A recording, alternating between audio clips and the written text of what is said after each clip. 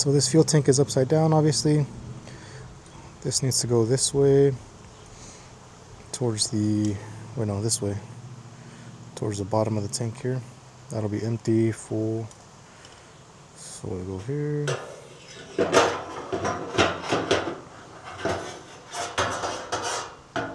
A little rubber gasket.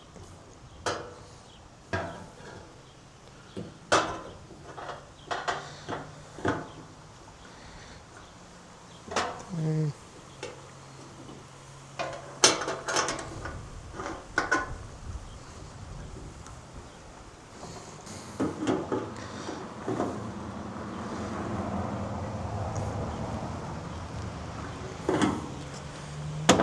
Alright. Felt like everything went in well there. That's nice and tight.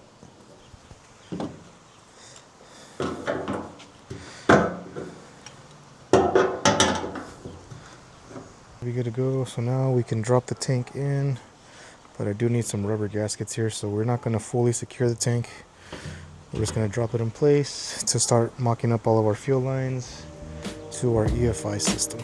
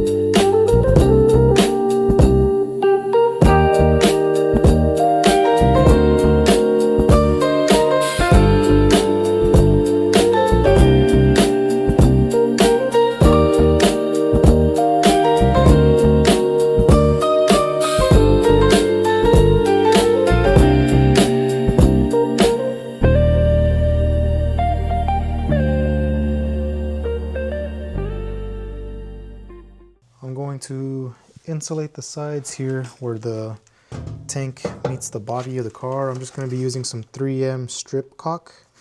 Hopefully one box is enough here. I've never used this stuff before, so...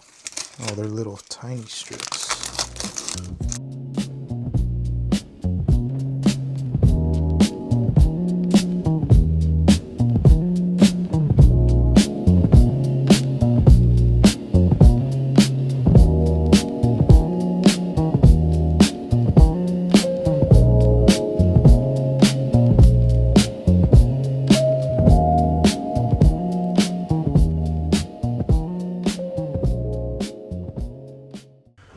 Pressure out to the carb. I'm going to run a line along this one. That'll be the return line for our fuel system. It's just the hose we're going to adapt over from 1/4 inch to 3/8. We'll just have a little adapter going there to there. This is our feed out to our pre-filter pump. Then we're going to have a 10 micron filter here. That's going to loop back, plug into our feed, And then alongside that feed, we're going to have our return that's going to plumb up to here, going to return here.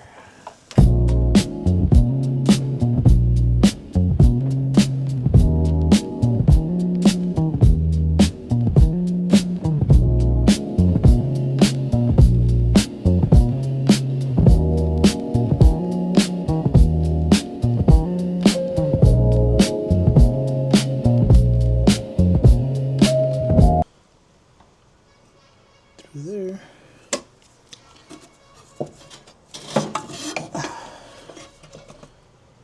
Okay.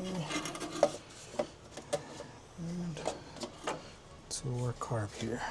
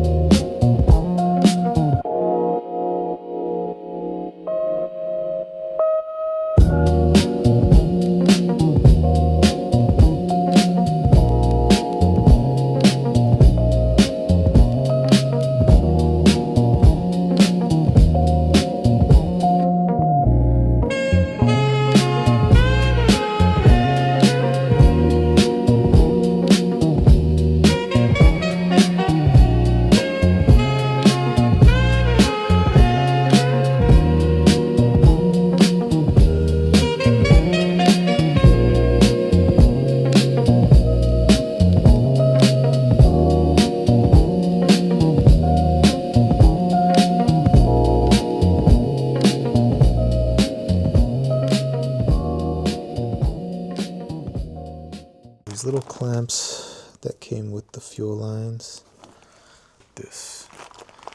The problem with that is I want to mount them into the frame of the car, right?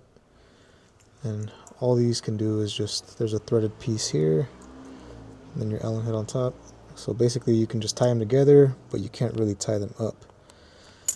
So what I did was I just took 2 halves of the non-threaded sides, and I had these longer Allen heads here, but they were a little too fat, so as you can see I had to grind down the head of it a little bit just to fit in the slot.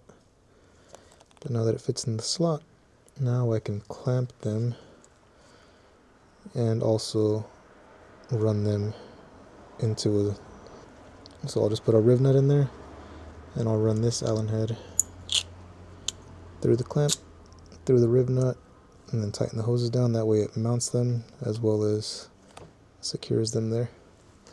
Now I just got to find out what size thread this is so I can riv nut the hole here. It is M5. Looks like I got 10 of those, so I'm going to probably use all of them, to be honest.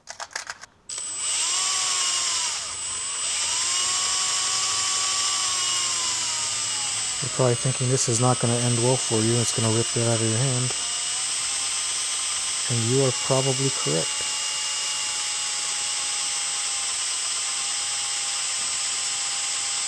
I'm scared.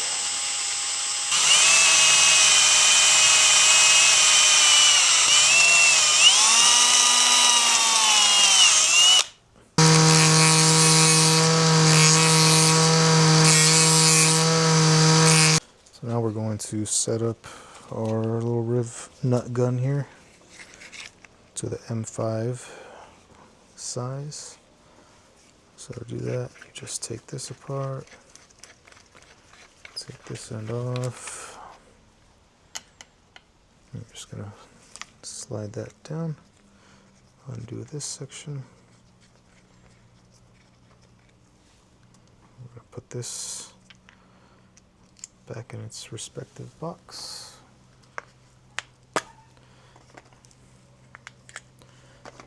That was the 6-32. Now we're going to get our M5. And thread this section on here. This doesn't have to be super tight, it just has to line up there. Let that slip up. Slide this in, tighten that down.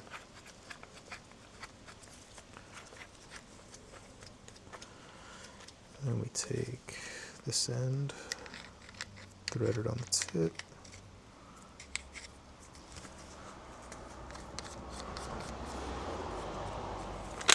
Expand it out. Get the riv nut that we need. Thread it on there. Now we just got to drill our hole that size.